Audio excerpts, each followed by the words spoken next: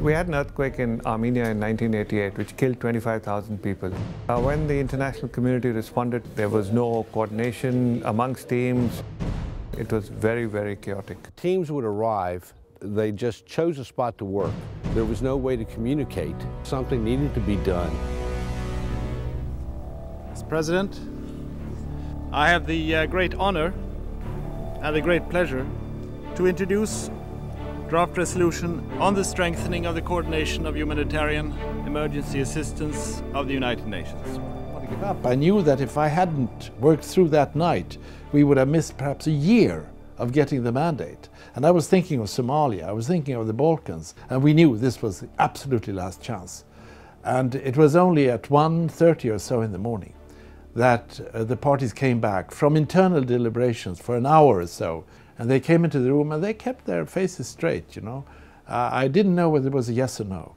They sat down and then there was the two yeses. And once that happened, there was a spontaneous applause in the room and great relief. And people hugged each other. And we felt in a way that was the end of the Cold War. You know, the passing of this resolution was one of those groundbreaking moments for the United Nations. In terms of reforms, in my view, in the last 20 years or so, this is the most important change, improvement that the UN was able to bring about in its operations.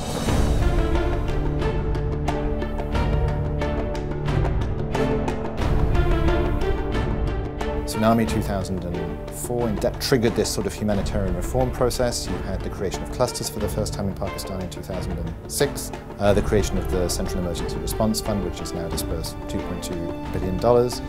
Had we not done those things, what would those disasters have looked like?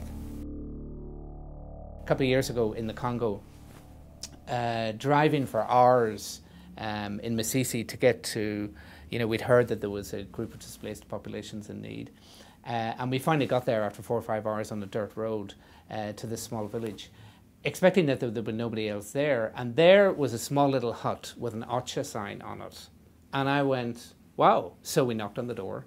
And inside was a young Congolese guy, he was probably 25, 30, with a plastic briefcase and a little metal desk.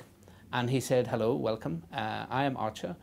And within half an hour, he told me all about international humanitarian law. He knew the lay of the land. He knew where the populations were. He knew what agencies were there. And he said, we need you here, come on in. If OCHA didn't exist, then we would have to invent it. It's tremendously important that OCHA perform a coordinating role so that each of us can concentrate on our own jobs and our own missions. Probably the most important contribution has been in advocacy, in making sure that humanitarian action remains a key element of the international community's agenda. I think from the point of view of NGOs and the humanitarian partners, it's very important that OCHA exists, because OCHA is the one UN agency that is trying to bring all of us together. This is the meeting place. OCHA has created the place where we can all come together and figure out the best way to ensure that the needs are covered. And so I think for governments that are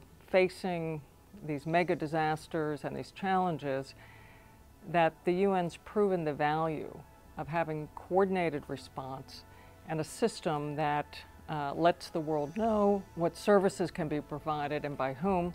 And I think that's a lot to celebrate. If OCHA weren't there, honestly, I wouldn't be standing in front of you today. I was given food, shelter, resettlement, for example, all provided by the humanitarian community. It's crucially about the fact that we can really make a difference and we can see directly the impact of the work that we're doing. We've got to keep experimenting, doing different things, trying for a better way of doing it. But I think we can look back and be proud of what we have done. Effective coordination saves lives, and it's as important as the relief items that you distributed.